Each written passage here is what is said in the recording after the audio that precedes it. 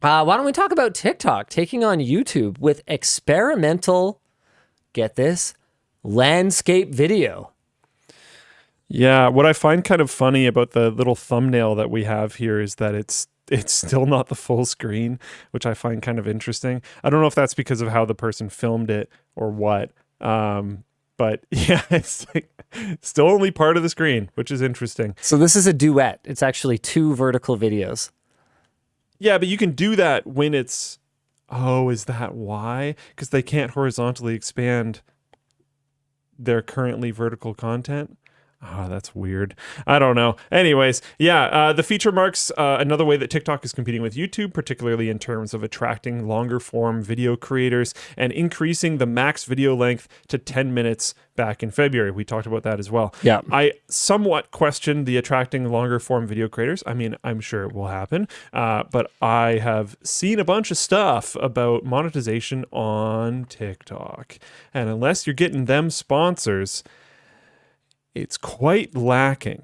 Yeah, that's pretty tough. I think that obviously they're not going to be able to attract long form horizontal video creators without allowing long form videos that are horizontal. Well, theoretically, they do that now. But they're also not going to be able to attract long form creators if they don't implement some kind of reasonable revenue split. It'll have to still be in the funnel model, right? Where you use things like TikTok to gain followers and fans, and then you funnel them elsewhere so that you can gain monetization from them, or else you won't be able to fund doing what you're trying to do.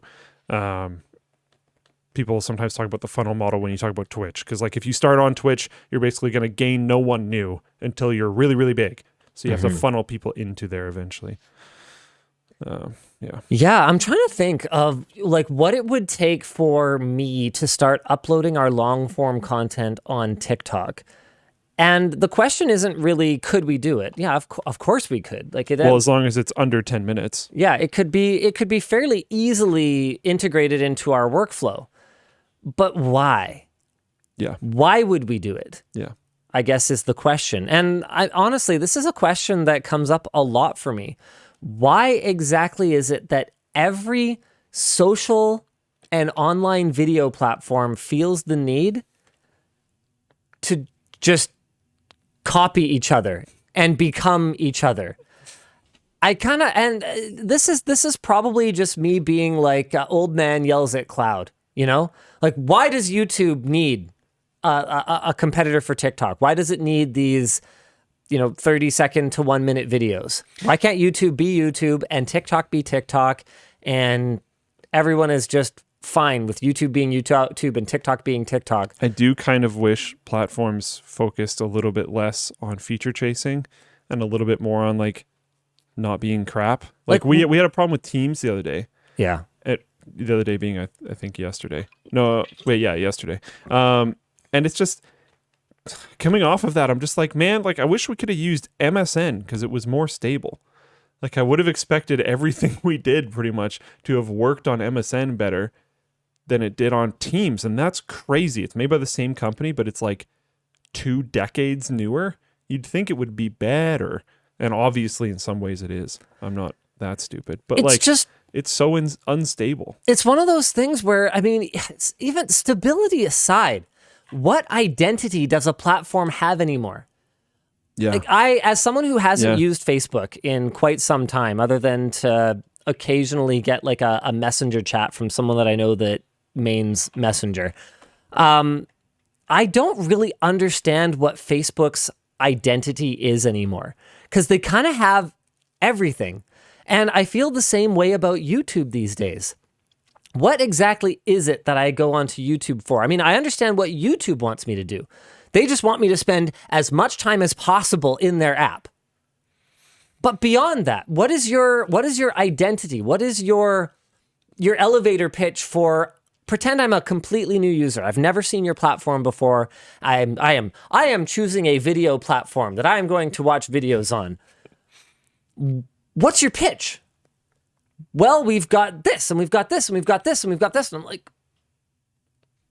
okay, but this elevator ride ended a while ago. Yeah. Yeah, I don't know.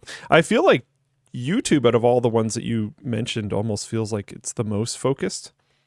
Sort of. I Not mean, as much these days. Stories was a super weird detour that has gotten basically no development since they launched it. I've been saying for like 2 years now or something like that. I don't know, a long time. I've been saying for a long time, like, hey, I understand that short form video is not going anywhere, but I couldn't help noticing that shorts and stories are extremely disjointed. Like, I why? thought those were the same thing. No. What are they? Stories is the competitor for Instagram stories, which are what's the word? Ethereal, ephemeral, whatever. The non-persistent. Yeah. Ephemeral, I believe, is the word. So non-persistent videos that are meant to be just like a casual update. Hi, this is definitely not totally rehearsed, and this is absolutely the first time I recorded it. Let me just do this perfectly timed camera movement. Bye. So that's a story, right? And then a short can be edited. You can put stickers on it. It might have music or dancing or whatever else, but it's just a short form VOD effectively.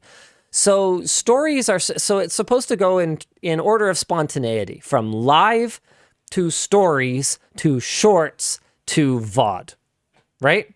So it kind of sits in between live and shorts. Okay. I didn't even know it existed. Yeah, there are some cool things about it.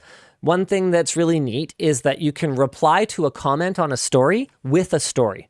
So if you upload a story that's like, hey, I'm here in my garage, I just wanted to share some knowledge with you, and someone were to ask, hey, what's the best knowledge you have in your garage? You could pull some knowledge out of it and be like, this is my favorite knowledge. And that story would have it would actually have the comment, like the original comment.